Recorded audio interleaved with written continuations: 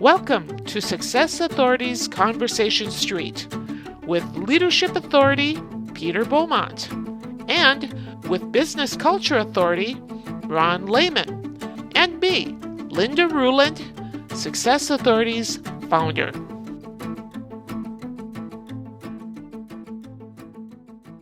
Well, and so I did work years ago for one of the two large pet retailers in the country. And when you get into this groupthink about the way things work, and that becomes culturally ingrained. So this particular retailer, they wanted to grow their pet food sales because they felt that, grocery was encroaching because of, when IAMS went out into grocery, out of pet specialty. And they didn't think about the fact that food for a pet is a regimen. It's not expandable consumption. No, The right. dog's not going to eat twice as much if you buy twice as much. Well, it's like toilet rolls with a Yeah. couple of exceptions. Yep. And they ignored the fact that 80% of their food buyers never bought treats. They bought their treats somewhere else. And treats were one of the highest margin items inside the store. And the other part was taking a pathway to change the average shopping different distance between when I shop today and when's the next time I come in, which at the time was 5 weeks. And I said, well, how do we move it back to 4 weeks? Well, you can't. I said, I can't accept that. It was 5 weeks because of the average size of the dog and the average size of the bag. So instead of thinking differently about it and say, well, why don't we become known for smaller bags, which means more trips, and making sure that for every time you bought food, you bought treats, which are expandable consumption. They'd gotten so stuck in the way things used to be that they wouldn't listen to the possibilities of how can we grow smart? Because if they had just said, I'm going to double the number of trips my customer has to make to someplace they consider fun shopping, and oh, by the way, I'm going to get them pick up a treat and a couple other things every time. Now I've done trips, basket, and profit all in one thing. So Linda, that kind of goes to the question of understand what your customer needs when they come to see you. Mm-hmm. What's sort of a fixed and what's sort of a variable, and how do you influence that, Peter, to what you had said with the impulse purchase? Mm-hmm. This was when, it was pre-COVID, but there was a time when kennel cough or something was going crazy across the US. And so people wanted hand sanitizers. Well, we could have gotten little spray bottles of hand sanitizers to put on a clip at the front end. And for 99 cents, we could have sold people 5 of them, one for the car, one for the purse, one for the desk, no, can't do that. That doesn't make any sense. They'll never buy it. And it's like, you guys have lost touch with who your customer is and what they're trying to solve for. Imagine if they'd done that during COVID, they would have run out just like everybody else. But now you've got these people used to, it's only $1 or $2. I can put another one in somewhere because I might be out. So it's thinking how that consumer thinks. And quite frankly, how do you influence what they do? Because that's why things get merchandised the way they do, is to influence how the consumers buy. And so it's taking that mentality and saying, where's our profitable growth? And we used to call it manipulating the mix. Is you'd sell those high-end, high margin items with the low margin pantry fillers. And that automatically did better for both basket and bottom line. I think go ahead, Linda. To that point, Craig, you were talking about bakery goods before. Mm-hmm. Years ago, I used to work in a bakery, and when you think about the inputs that go in, and they would run specials, loss leaders, and that type of thing. Well, the cheapest loss leader for them were donut holes, and donut holes were something they could sell tons of for a very low price. And they thought, well, that makes sense. Well, we who were working on the project didn't think it made so much sense, but that part wasn't being measured because it took 3 times as long to prepare these things. You'd have to mix all sorts of toppings, you'd have to handle them, you'd have to count them. It was ridiculously time consuming. And within that time frame, had we been able to spend more time on higher margin products, even maybe some more single price purchase items, the profitability could have gone so much better, and yet nobody was asking. Right. And I find that frequently the problem, that we don't look at what the real inputs are. We regard some things as sunk costs and don't consider the variability within them. And it's hard to make that communication throughout the organization from start to finish. Yep.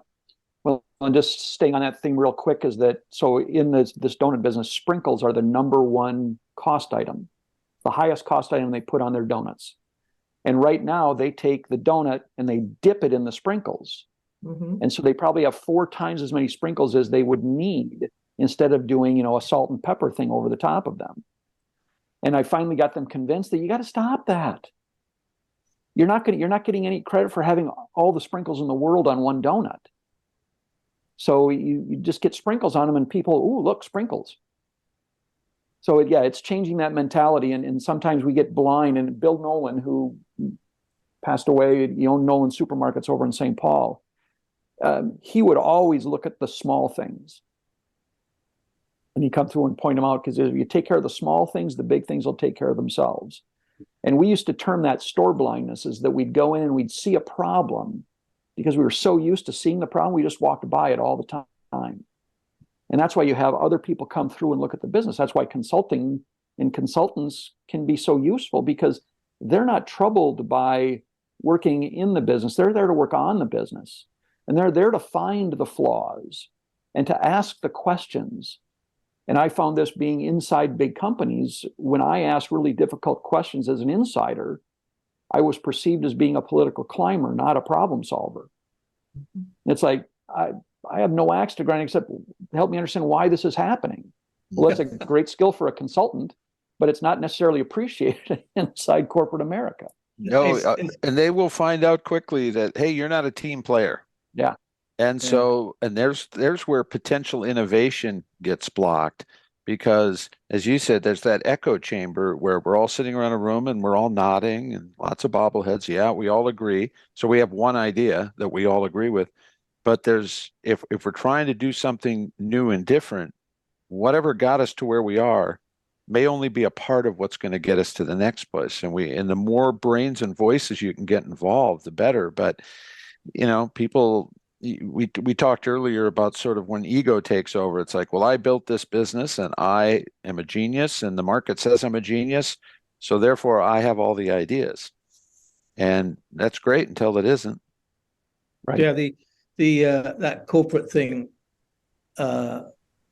resonated, Craig, because I remember early on in my career with Coke, we used to have the US team come over and talk to us about things that worked over here in the US.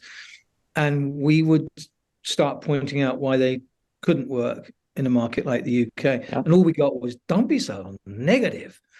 And we're like, we're not. We're actually giving constructive feedback as to why this can't work in the market. That's so negative. Well,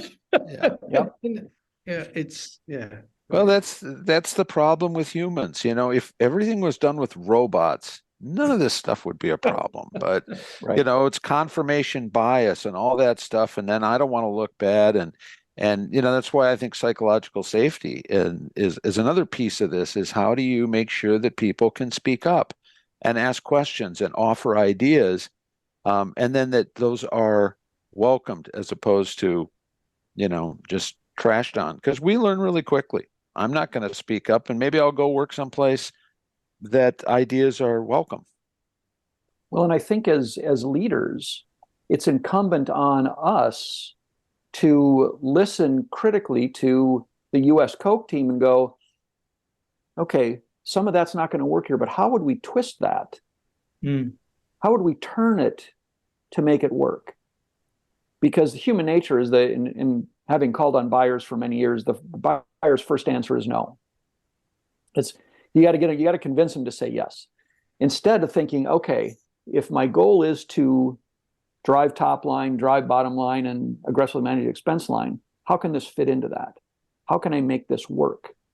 And as a seller, making it easy for them by saying, well, here's things you're doing that maybe aren't getting you where you want to go. So stopping those And starting something new may be better for you. Yeah. And those and are it's having exactly that two-way back and forth.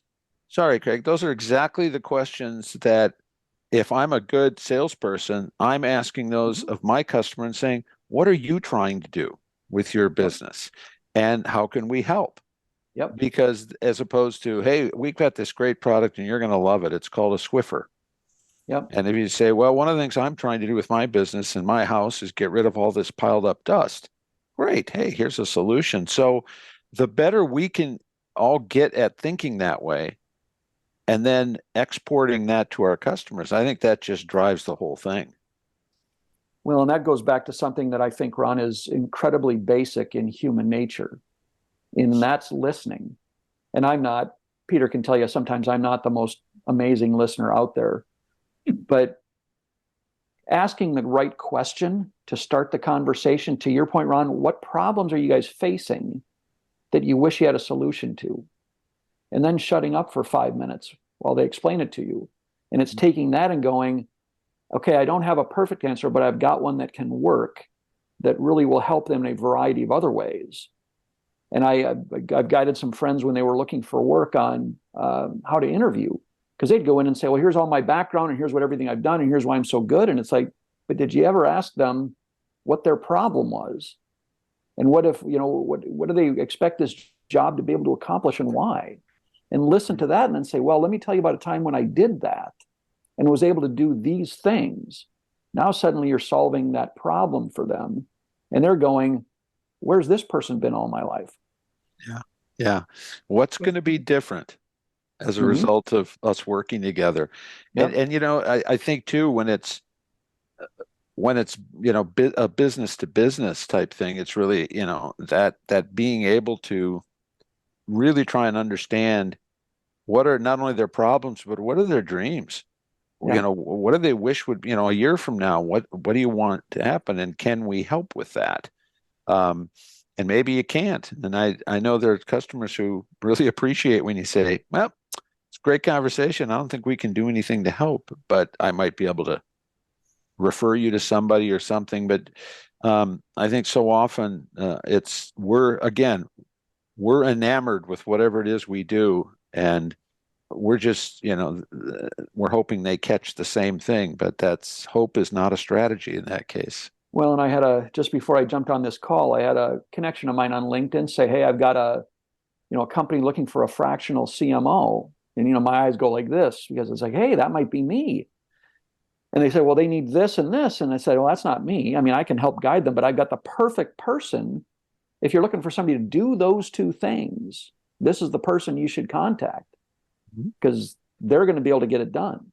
Happy to help, but I don't think I'm the one you're looking for. Yeah. Well, I think too, it comes back to that whole listening. I think we all have the capability to do it. And what has to be overcome is our human nature is, I ask a question and I have been victim of this or a perpetrator. I'll ask a question and I'm so impressed with my question that I'm thinking about that. Man, that was a good question. Boy, they really are thinking about this and I'm missing what they're saying.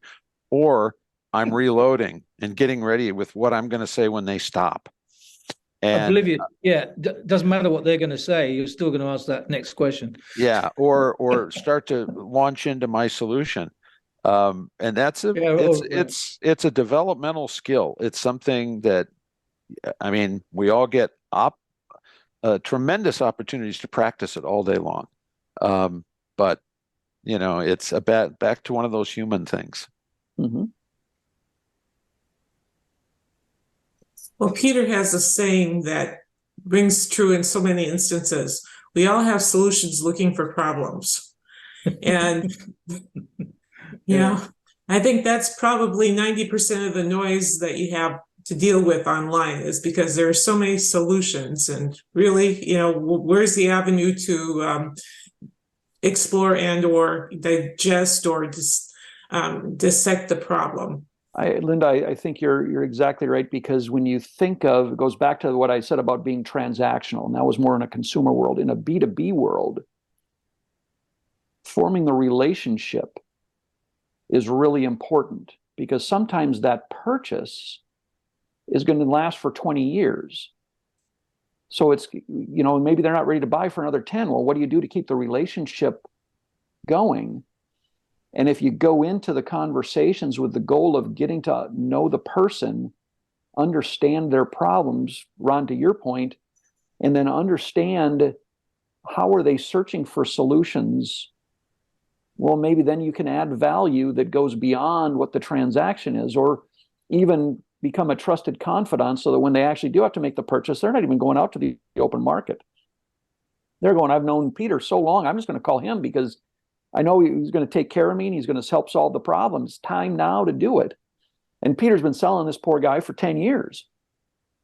And now the timing just happens to be right, but it was the relationship that he built that caused that to happen. And we're so quick to say, buy, no, move on. Instead of buy, okay, help me understand what's holding you back. Oh, well, you're under contract for 3 more years. Well, that just means I get 3 more years to get to know you better so that when time comes, you already trust me. So that it's no longer a buyer-seller relationship. It's a business partnership that says, yeah, you've helped me so much that how do we make this replacement better? And I was laughing about this the other day because Peter mentioned that he and I have been friends for a number of years. And 2 years ago, my wife and I were going somewhere on vacation. Peter called and he said he needed to talk and said, I'll have to be in the car with my wife. And he was explaining that he was getting frustrated because he'd done so much business development work and just nothing was landing. And my plate was extremely full with clients. And then at the beginning of 2022, and he's calling and telling me, I've got this and I've got this, and I had to fire a client and I picked up 2 other, and I'm in there going, and all the clients I had when we had that other conversation now are gone. So now I'm in the business development world. And it's that work that goes into building the pipeline and maintaining the relationships with those folks in the pipeline. You just don't know when it's going to pay off. Mm-hmm. So in a B2B world, it's keeping all those relationships alive so that if growth becomes too much, well, guess what? I can call Peter tomorrow and go, okay, Peter, I've got too much work. I need somebody to come in and backfill a little bit. So I'm building the relationship there as well with people that can backfill when maybe I don't have the time. I was just going to say, I think the overall action takeaway is start thinking about growth in a different way and be strategic at the front end. I think that's been a theme through all of our discussion, is that, think about the why as much as the how, and if you do that sort of thinking at the front end, you have a much better chance of success with your strategy being implemented successfully. And I think that the cultural synergy, not only of acquisition, but of developing products that are closer into where your sweet spot is a very thoughtful process. Because you can look at anything and go, oh, it'd be great if we could sell that. But would it be a good cultural fit? Would people get why you're out there selling it? And I was talking to a friend today that the company he works with, they sell dry beans and popped popcorn. And they don't mesh together. They're different buyers at most retailers. And they're not selling them as a solution the way I would sell them, which is a low value, high weight, high value, low weight, perfect truckload partners. They're selling 2 separate pieces. It's like, I can tell you that's probably not going to be your best bet. We hope you enjoyed this episode of Conversation Street. For more information or to submit a question, email Success Authorities at inquire@successauthorities.com.